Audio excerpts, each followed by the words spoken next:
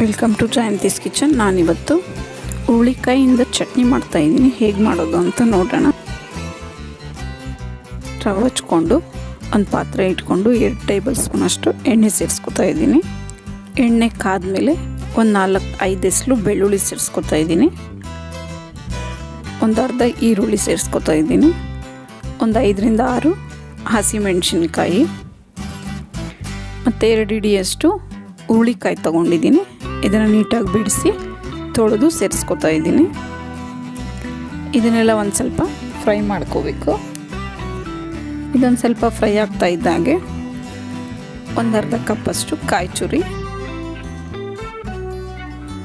ಚೂರು ಸೇರಿಸ್ಕೊತಾ ಇದ್ದೀನಿ.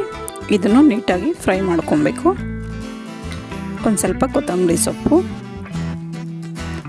ಇದೆಲ್ಲ ಒಂದು ಸ್ವಲ್ಪ ಫ್ರೈ ಮಾಡ್ಕೊಂಡಾದ